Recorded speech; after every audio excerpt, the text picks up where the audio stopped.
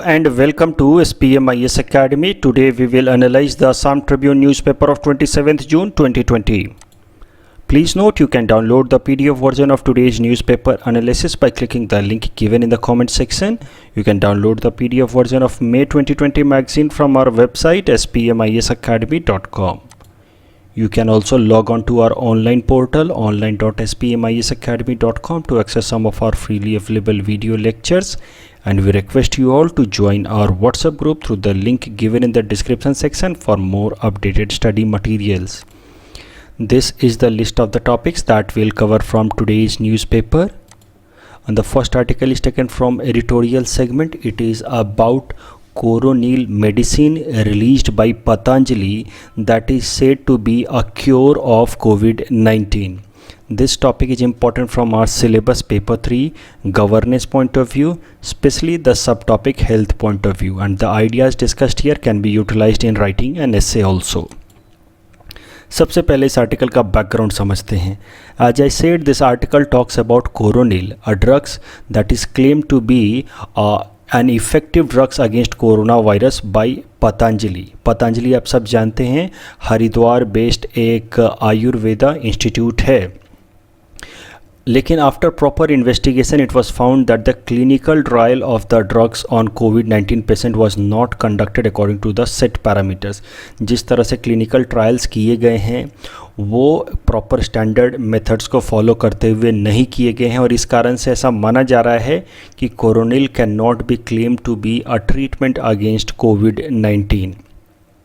This article also argues that any such claim that Coronil can cure COVID-19 should be considered as a false claim, and a proper legal action should be taken against those who make such claims.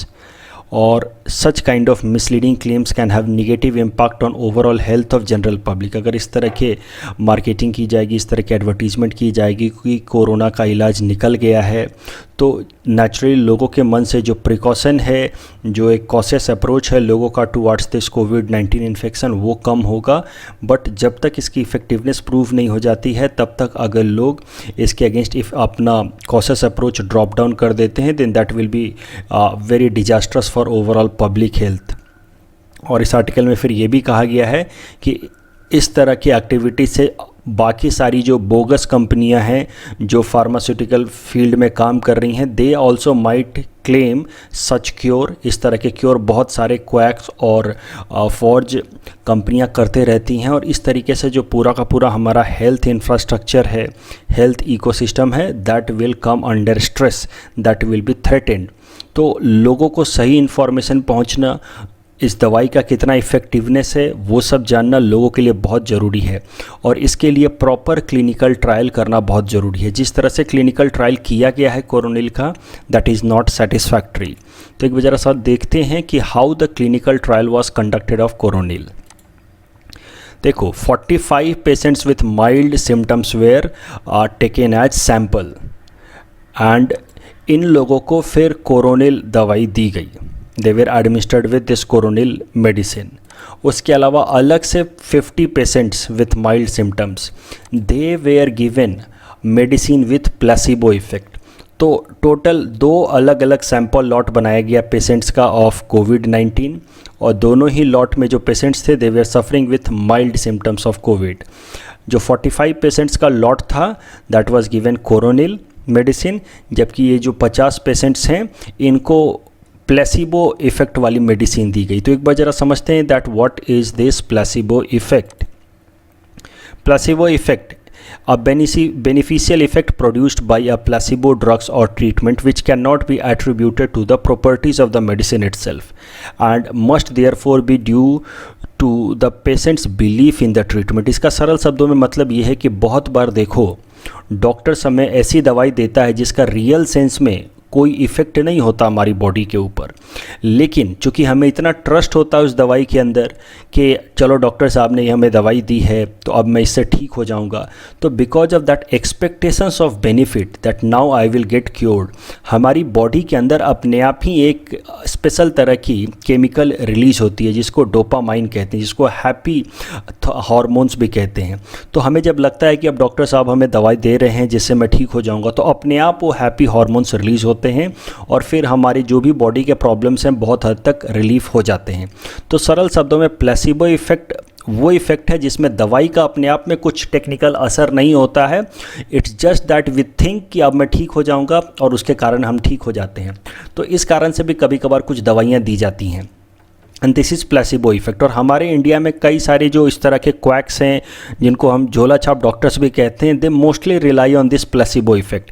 The once patient starts believing कि yes I will be now cured, I will be better, अपने आप फिर वो बहुत बार because of this happy hormone dopamine वो cure होने लगता है and this is known as placebo effect. और ये जो दूसरा लॉट था इसको मेडिसिन दिया गया और उनको बताया नहीं गया कि आपको प्लेसिबो इफेक्ट वाली मेडिसिन दी जा रही है। उनको बोला गया कि आपको प्रॉपर ट्रीटमेंट आपका किया जा रहा है और आपको एक ऐसी दवाई दी जा रही है जिससे आप ठीक हो जाएंगे। तो इनके अंदर भी एक तरह का होप आया, बिलीव आया कि now they will get cured. So they वे are now given a placebo medicine while 45 people और 45 पेशेंट्स वेर गिवन कोरोनिल। अब जरा आउटकम देखते हैं। After 3 days of this administration, 3 दिनों तक इन लोगों को कोरोनिल दिया गया और इन 3 दिनों के बाद 31 पेशेंट्स आउट ऑफ 45 रिकवर्ड। जिनको भी कोरोनिल दिया जा रहा था उनमें से 31 पेशेंट्स रिकवर कर गए फ्रॉम कोविड-19 सिम्टम्स, जबकि वो पेशेंट्स जिनको प्लेसिबो इफेक्ट वाली दवाई दी जा रही थी, समझो तो पानी दे करके डॉक्टर बोल रहा है कि आपका इलाज किया जा रहा है और जो पेशेंट ले रहा है उसको लग रहा है कि उसको एक प्रॉपर ट्रीटमेंट मिल रहा है, तो उसके अंदर एक फीलिंग डेवलप हो रही है। और इस तरह के प्लेसिबो इफेक्ट वाले जो पेशेंट्स थे उनका रेशियो रहा that 25 patients out of 50 recovered. तो अब इसके बेसिस पे पतंजलि ने क्लेम कर दिया कि इनकी दवाई काफ़ी इफ़ेक्टिव है, इनकी जो कोरोनिल दवाई है वो इफ़ेक्टिव है। 3 दिन के अंदर 31 आउट ऑफ 45 रिकवर्ड, जबकि वो पेशेंट्स जिनको ये दवाई नहीं दी गई, जिन पे सिर्फ प्लेसिबो इफेक्ट यूज किया गया, उनमें सिर्फ 25 रिकवर्ड आउट ऑफ 50। अब 2 चीज़ें हैं।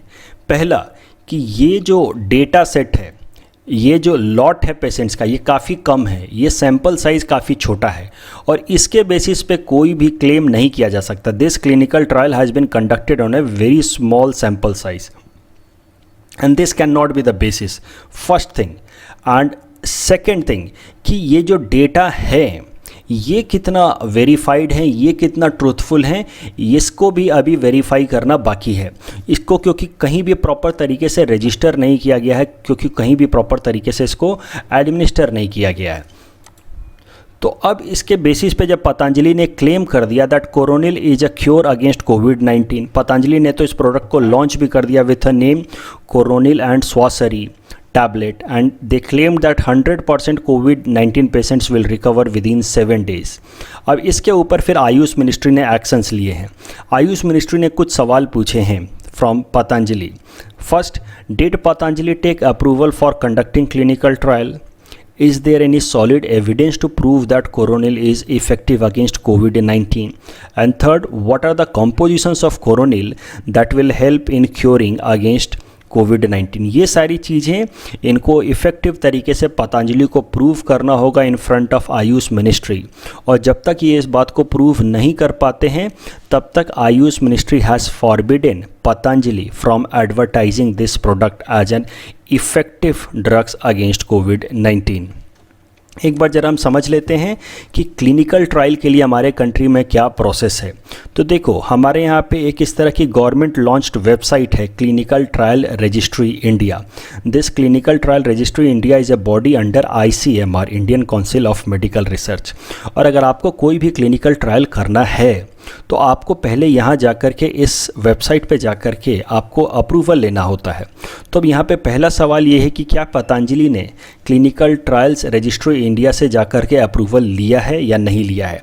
पतंजलि का क्लेम करना है that they have followed all the legal procedures needed for clinical trial, but this is yet under investigation, कि उन्होंने जो भी लीगल प्रोसीजर्स हैं उसको कितना फॉलो किया है, that is still being investigated.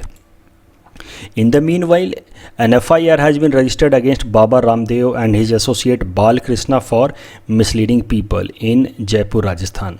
ये FIR रजिस्टर किया गया है under section 420 of IPC, Indian penal code के धारा 420 के तहत इनके अगेंस्ट FIR रजिस्टर किया गया है फॉर मिसलीडिंग पीपल। जो FIR है उसमें ऐसा क्लेम किया जा रहा है कि जो इनकी कोरोनिल दवाई है वो उसका कोई भी इफेक्टिवनेस नहीं है, ये बस लोगों को बेवकूफ़ बनाने का एक जरिया है।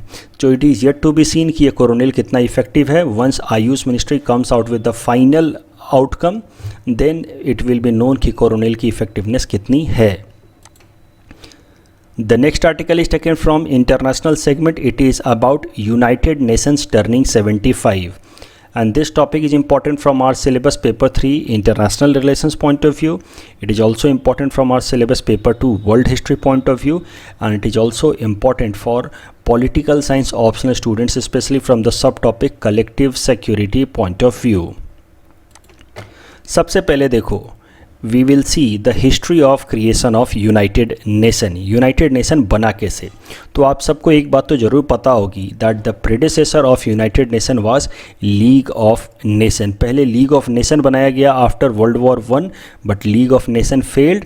That is why a more effective organisation United nation was created after World War 2। तो एक बार ज़रा लीग ऑफ नेशन देखते हैं।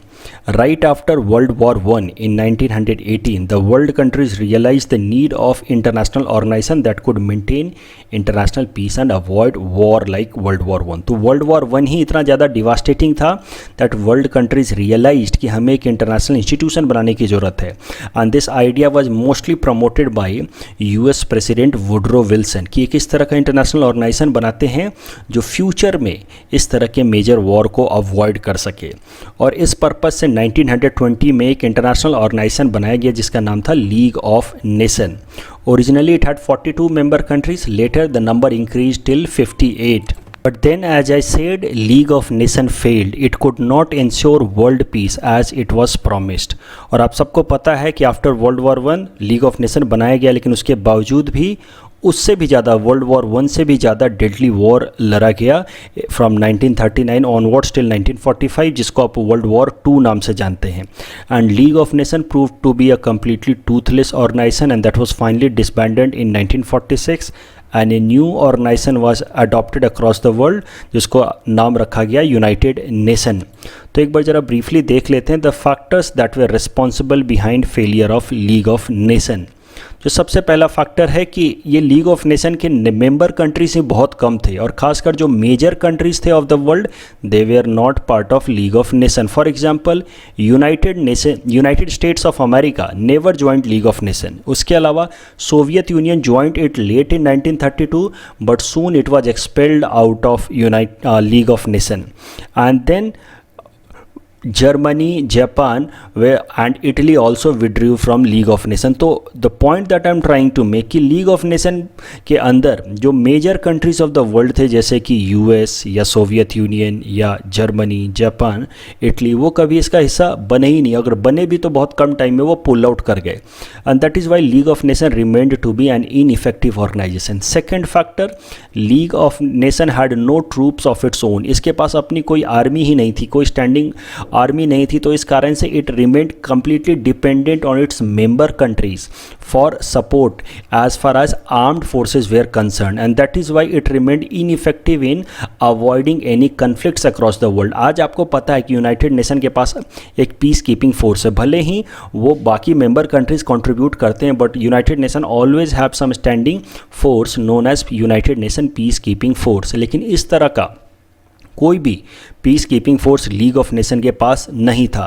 Third, league of nation had no definite source of funding, तो it always had to remain dependent on its member countries in order to have some fund and that is why league of nation as यहाँ पे इस figure में represent करने की कोशिश की गई है कि how league of Nation failed. जो भी मेंबर कंट्री हैं सब अपने अपने इंटरेस्ट की तरफ पुल कर रहे थे लीग ऑफ नेशन को and that is Y finally league of nation collapsed. So as I said, as a result of failure of League of Nations, maintaining world peace became impossible and more deadlier war was fought from 1939 onwards, that was known as World War II.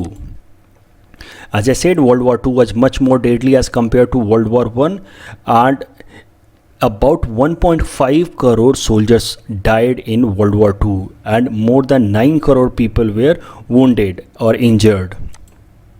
So during World War II itself, many major countries of the world like US and Britain decided that they must establish an international organization that should be much more stronger, effective in preventing such war in future. इस बार world के countries को पता चल गया था कि अगर इस तरह का एक तीसरा वॉर हो गया पूरी दुनिया में, if there is such World War III in the future, then it will be difficult for this entire humanity to survive. पूरी ह्यूमैनिटी, पूरा अर्थ कोलैप्स कर जाएगा। और इस कारण से जो दुनिया की मेजर कंट्रीज़ थी, जैसे यूएस और ब्रिटेन उस टाइम की दो सबसे पावरफुल कंट्री हैं, उन्होंने अब आपस में फैसला करना शुरू किया, नेगोशिएट करना शुरू किया during the world war II itself. आपको पता है कि world war II was fought between 1939 to 45, लेकिन 1941 में ही ऑन 14 अगस्त 1941 American president Franklin D Roosevelt and British prime minister Winston Churchill, they started to plan for an international organization that should be much more effective than League of Nations. और उन्होंने एक charter publish किया, Britain और US ने मिल करके एक charter publish किया इन 1941 itself, जिसका नाम था अटलांटिक चार्टर। अटलांटिक चार्टर में जो बेसिक आइडियाज़ थे कि किस तरह का ऑर्गेनाइजेशन होना चाहिए, उसके किस तरह के पावर होने चाहिए, दैट वाज पुट। तो आप एक तरह से कह सकते हैं कि Atlantic Charter was the basis for establishment of United Nation, जो रिलीज़ किया गया between two countries US and Britain. उसके बाद जब वर्ल्ड वॉर II ख़त्म हो गया officially, then 46 countries of the world who were winners of World war II, they assembled in San Francisco, and San Francisco में इनकी एक मीटिंग हुई जिसको हम सैन फ्रांसिस्को कॉन्फ्रेंस नाम से जानते हैं। जब वर्ल्ड वॉर II ख़त्म हो गया तो ये 46 कंट्रीज़ प्लस 4 कंट्रीज़ और थे, और स्टार्टिंग में पोलैंड जो एक तरह का विनर कंट्री था उसने पार्टिसिपेट नहीं किया, लेकिन बाद में पोलैंड ने भी ज्वाइन कर लिया। तो टोटल 51 कंट्रीज़ हो गए, 46 winners plus Poland and plus 4 observer countries including India. These 51 countries assembled in San Francisco after World War II on 25th April 1945। तो जिस तरह से अटलांटिक चार्टर में प्रपोज किया गया था कि एक बार वर्ल्ड वॉर II ख़त्म हो जाएगा, then we will establish an international organisation that will be much more effective, और इसी पर्पज से दुनिया की ये 51 कंट्रीज़ के रिप्रेजेंटेटिव्स मिले at San Francisco on 25th April 1945 after World war II was over. आप सबको पता है कि इस टाइम में फिर हिटलर ने सुसाइड कर लिया था और उसके बाद से World war II was about to get over. तो ये सैन फ्रांसिस्को कॉन्फ्रेंस स्टार्ट हुआ from 25th April and it continued till 26 June 1945, जहाँ पे दुनिया के रिप्रेजेंटेटिव्स ने आपस में मिल करके नेगोशिएशन किया, डिबेट किया कि किस तरह का एक ऑर्गेनाइजेशन होना चाहिए, और यहीं पे फैसला लिया गया कि ऑर्गेनाइजेशन का नाम होगा यूनाइटेड नेशन, और उसके क्या मॉडलिटीज़ होंगे, क्या फंक्शंस होंगे, क्या पावर्स होंगे, वो सब कुछ इस सैन फ्रांसिस्को कॉन्फ्रेंस में डिसाइड किया गया। एंड फाइनली जो आखिरी दिन था इस सैन फ्रांसिस्को कॉन्फ्रेंस का, दैट वाज 26 जून ऑफ 1945, उस दिन एक यूएन चार्टर रिलीज़ किया गया in this San Francisco conference कि ये होगा UN charter was the overall agenda how UN will function, and that UN charter was released on the last day of San Francisco conference on 26th June 1945, and as I said 50 countries, 46 winner countries plus 4 observer nations, they signed this UN charter on this 26th June itself, और उसके कुछ दिनों बाद Poland ने भी इस UN charter को sign कर दिया, और इसके साथ ही 51 कंट्रीज ऐसे हो गए जिन्होंने UN charter को साइन किया, and they are known as founding member of United nation, मतलब those countries who led to foundation of United nation, and India was one of the founding member of United nation. That means India was one of these 50 countries जिसने initially united nation के charter को sign करके इसको establish किया। धीरे धीरे बाकी countries भी ज्वाइन करते रहे, और आज आपको पता है that there are 193 countries of the world who are part of United nation. आप देख सकते हैं यहाँ पे इस इमेज में sir VT Krishnachari is representative of Indian states, member of delegation from India, signing united nation charter on 26 June 1945। तो war memorial at San Francisco में ये कॉन्फ्रेंस का आखिरी दिन था जहाँ पे सर वीटी कृष्णाचारी जो इंडिया को रिप्रेजेंट कर रहे थे, उन्होंने ये यूएन चार्टर साइन किया, जिसके साथ ही India became founding member of United nation. और इस यूएन चार्टर के हिसाब से finally united nation was established on 24 October 1945। तो UN charter was like a constitution, और उसके बेसिस पे United Nation was established on 24th October 1945, and that is why this day is celebrated as United Nation Day across the world. अब जरा current news समझते हैं। तो देखो, UN charter तो साइन हो गया ऑन 26 जून 1945। तो इसके हिसाब से कल का दिन यानी कि 26 जून कल था, that was 75th year of signing off United nation charter. And United nation charter आपको पता है बहुत इंपॉर्टेंट इवेंट था, because after signing off this United nation charter itself UN was established. तो इस कारण से यूनाइटेड नेशंस में फैसला लिया गया that let us adopt a declaration जिसका नाम होगा यूएन एट 2020 एंड बियॉन्ड। तो जब यूनाइटेड नेशन चार्टर के 75 साल पूरे हो गए, तो फिर यूनाइटेड नेशन में फैसला लिया गया कि let us adopt a new declaration at United Nation with a name UN 75 2020 and beyond, जिसमें यूनाइटेड नेशन के फ्यूचर की क्या पॉलिसीज होंगी, क्या अप्रोच होगा, उसको लिखा जाएगा, उसको हाईलाइट किया जाएगा। लेकिन अब इस डिक्लेरेशन से रिलेटेड कन्फ्लिक्ट हो गया है, एक तरह का टसल हो गया है पूरे दुनिया भर के मेजर कंट्रीज़ के बीच में। इस टसल को ज़रा समझते हैं। तो देखो, इस डिक्लेरेशन का प्रीएम्बल था, या आपको पता है कि प्रीएम्बल पहला पेज होता है जिस पे ऑब्जेक्टिव्स ले डाउन किए जाते हैं। तो ये जो डिक्लेरेशन है यूएन एट 75 2020 एंड बियॉन्ड, इसका जो प्रीएम्बल पेज है यानी कि पहला जो इंट्रोडक्शन पेज है, उसके अंदर जो लैंग्वेज यूज की गई है उसको लेकर के डिबेट हो गया है, टसल हो गया है पूरी दुनिया भर के कंट्रीज़ में। उसमें एक लैंग्वेज के अंदर उस प्रीएम्बल में लिखा गया है shared vision of common future. अब इस लैंग्वेज के ऊपर दुनिया की 6 major countries, these 6 major countries are the US, UK, Australia, New Zealand and Canada. Together these 5 are known as 5 Eyes plus India. These 6 countries have objected. इन्होंने objection raise किया है इस स्टेटमेंट के ऊपर। इनका ऑब्जेक्शन ये है कि ये जो स्टेटमेंट है that is associated with China. China की अपनी जो उनकी डिक्लेरेशन है कम्युनिस्ट पार्टी ऑफ चाइना की, उसमें भी इस तरह का लैंग्वेज यूज किया गया है, और सी जिनपिंग के स्टेटमेंट में भी इस तरह के लैंग्वेज यूज किए गए हैं। That means this statement shared vision of common future is a language that is associated with communist party of China, and that is why this should not be part of declaration of preamble UN 75 2020 and beyond। तो ये 6 countries ने object कर दिया including India. और इन 6 countries ने what these 5 ice and India has propose, तो हमने अलग से क्या प्रपोज किया, हमने उस लैंग्वेज के जगह पे प्रीएम्बल प्रपोज किया है that we will work together with partners to strengthen coordination and global governance for common good of present and future generation and to realize our shared vision for a better future as envisaged in the preamble of UN charter. तो जो China का statement था, China से एक inspire होकर के जो wording थी उसको रिप्लेस करके इन 6 कंट्रीज़ ने अपनी वर्डिंग सजेस्ट की। तो अब यूनाइटेड नेशन जनरल असेंबली के प्रेसिडेंट मोहम्मद बांडे ने एक अलग ही लैंग्वेज सजेस्ट किया। उन्होंने कहा कि ना चाइना का इंस्पायर्ड स्टेटमेंट रहेगा, ना इन 6 कंट्रीज़ का इंस्पायर्ड स्टेटमेंट रहेगा। उन्होंने एक अलग, एक मिडिल पाथ लेते हुए एक तीसरा ऑल्टरनेटिव सजेस्ट किया, एंड दैट ऑल्टरनेटिव है, उन्होंने जो स्टेटमेंट रिलीज़ किया है that is we will work together with partners to strengthen coordination and global governance for the common future of present and coming generation. तो सरल शब्दों में उन्होंने कहा कि ना चाइनीज़ इंस्पायर्ड स्टेटमेंट रहेगा, ना इन 6 कंट्रीज़ का इंस्पायर्ड स्टेटमेंट रहेगा। उन्होंने कुछ एक मिडिल पाथ अडॉप्ट करते हुए एक लैंग्वेज प्रपोज किया है, और इस प्रपोजल के ऊपर he has adopted silence procedure with time 6 PM of 26 जून। तो साइलेंस प्रोसीजर का मतलब ये है कि इस टाइम तक अगर किसी ने कोई भी ऑब्जेक्शन रेज नहीं किया, the wording suggested by United Nation General assembly president Mohammad Bande will automatically be accepted. और कल 6 बजे तक, कल शाम 6 PM 26 जून तक किसी ने भी इस पे ऑब्जेक्शन रेज नहीं किया, और इस कारण से द स्टेटमेंट और the proposal made by the general assembly president has been now accepted. तो ना चाइना वर्डेड स्टेटमेंट रहा, ना ये five eyes and India worded statement रहा। A statement proposed as an alternative by United Nations General Assembly President has been now accepted as preamble of UN Declaration 75 2020 and beyond।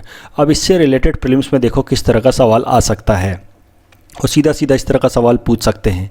Silence procedure recently seen in news is related with which of the following organization. Your options might be WTO, IMF, World Bank, UN। Of course the correct answer will be D, UN, United Nation. तो silence procedure इस साल news में है, तो इस बात का ध्यान रखेंगे। The next article is taken from economy segment. It is about NK Singh's statement, focus on revival not on debt, says finance panel chief NK Singh। This topic is important from our syllabus paper for Indian economy point of view, especially the subtopic government budgeting। तो इस article को अच्छे से समझने के लिए let's brush up, let's revise वो some of the fundamental concepts of our micro economics. Micro economics के जो बेसिक कॉन्सेप्ट्स हैं उसमें आप सबको मैं भी पढ़ा चुका हूँ, या फिर आपने अपने लेवल पे ज़रूर पढ़ रखा होगा कि हर एक कंट्री की अपनी एक आइडियल ग्रोथ रेट होती है, उसकी एक GDP की आइडियल ग्रोथ रेट होती है, जो उस कंट्री के इकोनॉमी के साइज़ के हिसाब से, ओवरऑल प्रोडक्टिविटी के हिसाब से वो डिसाइड करते हैं। और इंडिया की ओवरऑल एक आइडियल GDP ग्रोथ रेट है 8%। We don't want to grow at a rate higher than 8%, because if we grow at a rate higher than 8%, may it be 9%, 10%, then in that scenario there is always a risk of higher inflation, जिसको हम कहते हैं heating of economy. So if somehow और in economy grows at a higher rate along with higher inflation, then the government adopts contractionary fiscal policy and RBI adopts contractionary monetary policy। ये एक basic concept है economy का जो आप सब समझते हैं। But if our growth rate is less than are projected और आइडियल ग्रोथ रेट, मान लो हमारा ग्रोथ रेट 6% है, 5% है, 4% है, then in that case the RBI needs to adopt expansionary monetary policy and the government needs to adopt expansionary fiscal policy. मतलब ज़्यादा से ज़्यादा पैसा डालें इकोनॉमी के अंदर। RBI एक्सपेंशनरी मॉनेटरी पॉलिसी कैसे अपनाती है? रेपो रेट को कम करके। जबकि भारत सरकार एक्सपेंशनरी फिस्कल पॉलिसी कैसे अपना सकती है?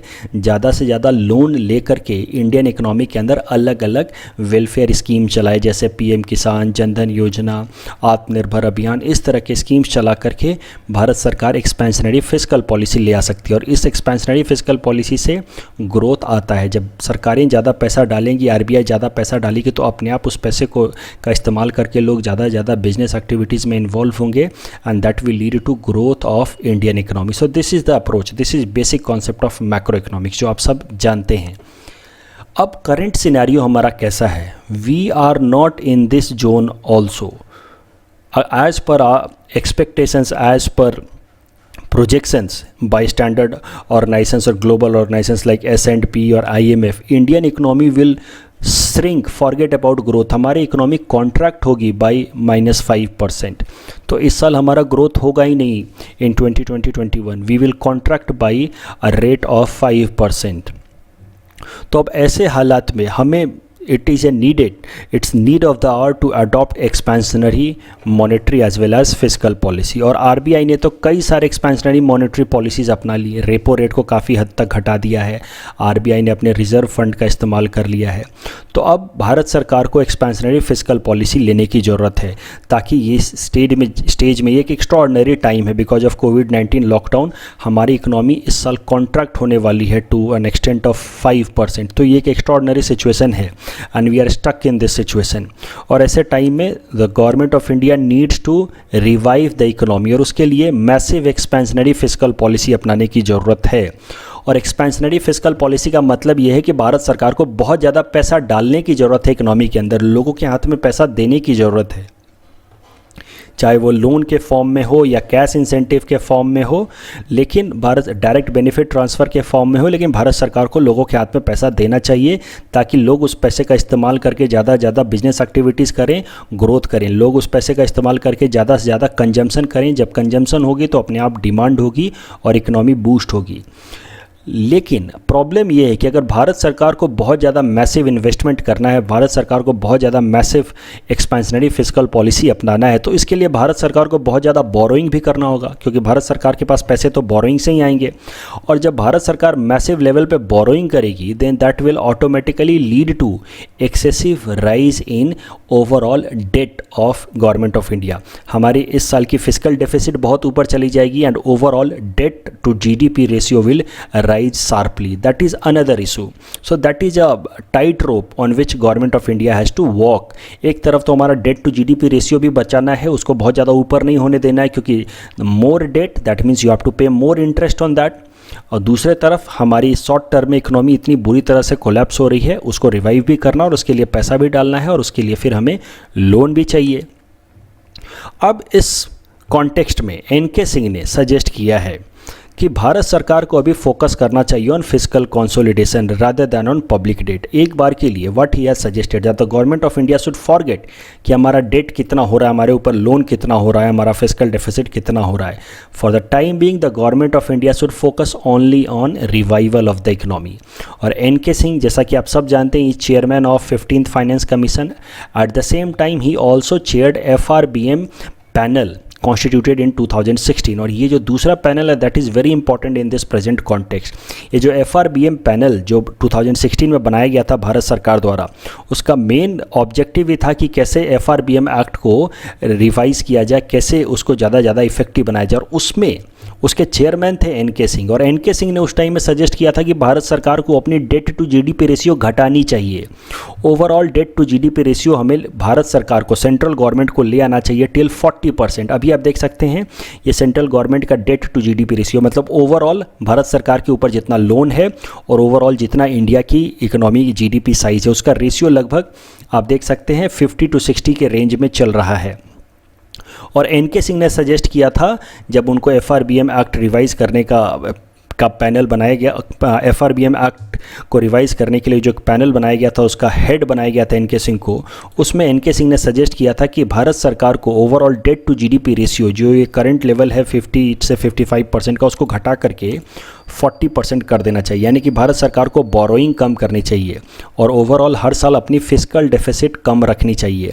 Government of India should keep its fiscal deficit till 2.5% only and overall debt to GDP ratio should be brought somewhere to 40%, ऐसा सजेस्ट किया एनके सिंह ने। लेकिन अब यही एनके सिंह अब कह रहे हैं कि प्रेजेंट सिनेरियो बिल्कुल बदल चुका है, this is an extraordinary situation, और अगर हमारा debt to GDP ratio Government of India का बढ़ता भी है तो बढ़ने दें, but please focus on revival of economy. Considering the extraordinary situation, he suggested that you borrow more and focus on revival of the economy rather than controlling debt to GDP ratio. क्योंकि अगर अभी भी आपने debt to GDP ratio control करने के चक्कर में रहें और आपने इकोनॉमी को रिवाइव करने के लिए पैसे खर्च नहीं किए, then there might be bigger problem. हमारी इकोनॉमी पूरी तरह से कोलैप्स कर सकती है and that will be a bigger threat. The next segment is Target UPSC Prelims 2020. इसमें today we'll cover topic number 479 to 482. Topic number 479 is about Wetland Conservation and Management Rules 2017. This Wetland Conservation and Management Rule 2017 superseded Wetland Conservation and Management Rules of 2010. The key features of this rules adopted in 2017 was decentralization. Under this new rule, the powers have been given to the state governments so that they can protect and conserve water bodies at local level. The central government has mainly retained power regarding monitoring. The new rules have replaced Central Wetland Regulatory Authority with National Wetland Committee, which has merely an advisory role. The states or union territories wetland authorities will have to prepare a list of all wetlands and also will develop a comprehensive list of activities to be regulated in areas around wetlands. Please attempt this question that is based on this topic. Topic number 480 is about Bonn Convention. It is also known as Convention on Migratory Species, CMS. CMS provides a global platform for conservation and sustainable use of migratory animals and habitats. Migratory species threatened with extinction are listed on Appendix 1 of this CMS Convention. CMS acts as framework convention. The agreements may range from legally binding treaties known as agreements to less formal instruments such as known as MOUs, and it is the only global convention specializing in the conservation of migratory species, their habitats and migration routes. Please attempt this question that is based on this topic. Topic number 481 is Barbados Program of Action, BPOA. It was established in United Nations General Assembly Resolution number 47 by 189. The UN Global Conference on the Sustainable Development on Small Island Developing States was held in Barbados on 25th April to 26th May 1994. Please attempt this question that is based on this topic. This is the answer of question number 476 to 478 that we had given in yesterday's newspaper analysis. Today's question number 479 to 481 can be attempted by students, and you can submit the answer in the comment section. We will be sharing answer of these questions in tomorrow's newspaper analysis. That's all from our side for today. Thanks for watching.